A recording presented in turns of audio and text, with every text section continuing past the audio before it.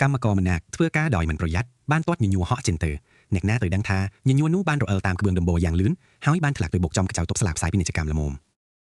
ភ្លាមនោះស្លាកផ្សាយពាណិជ្ជកម្មបានរបួសធ្លាក់ចុះមកដោយសារគ្មានអ្វីទប់ហើយបានសង្កត់កាត់ចង្កេះអ្នកដើរកាត់ភ្លើងនៅនឹងកន្លែងប៉ុន្តែរឿងចម្លែកជាងនេះនៅមិនទាន់ចប់ឡើយនៅឯម្ខាងទៀតនៃទីក្រុងបរិះអនាថាម្នាក់កំពុងប្រឹងអូបគម្របលូដ៏ធ្ងន់ទៅមុខនរណាទៅដឹងថាគម្របលូនោះបានទៅបុកដំថ្មដែលកលក្រោមកងឡានចេញល្មមឡានស៊ីតែនប្រេងដែលឡើងមានអ្វីទប់ក៏បានរអិលថយក្រោយយ៉ាងលឿនហើយមួយវិនាទីក្រោយមកវាបានបុកចំឡានទំនើបដែលកំពុងឈប់នៅភ្លើបំបែកការបុកគ្នាយ៉ាងខ្លាំងនោះបានធ្វើឲ្យស៊ីតែនប្រេងធ្លាយភ្លាមៗហើយប្រេងសាំងជាច្រើនបានហូរចេញមកដោយទឹកជំនន់មួយរំពេចបុរសអ្នកមានត្រូវបានប្រេងស្រោចតាំងពីក្បាលដល់ចុងជើងគាត់បានព្យាយាមរត់ចេញពីកន្លែងកើតហេតុប៉ុន្តែទ្វារឡានទាំងសងខាងត្រូវបានជាប់ណែនចំពេលនោះឯងបុរសចំណាស់ម្នាក់បានគ្រូវែងកន្ទុយបរិយពីដៃចន់ត្រឹមតែមួយប្រព្រិចភ្នែកប្រេងសាំងក៏បានឆាបឆេះភ្លាមៗហើយលទ្ធផលនៅវិនាទីបន្ទាប់ប៉ុន្តែគ្រោះមហន្តរាយបន្តគ្នានេះនៅតែមិនទាន់ឈប់លោកបូជាចាម្នាក់កំពុងប្រញាប់ត្រឡប់ទៅវិហារវិញទាំងមេឃកំពុងភ្លៀងខ្លាំងនរណាទៅដឹងថាពេលគាត់ទើបតែឈានជើងដល់មុខទ្វារស្រាប់តែមានរន្ទះបាញ់យ៉ាងខ្លាំងពីលើមេឃហើយខ្សែរន្ទះក៏ត្រូវបានបាញ់ដាច់ភ្លាមៗក្បាលដៃដែលដាច់បានធ្លាក់ចុះមកដីយ៉ាងលឿនហើយលទ្ធផលនៅវិនាទីបន្ទាប់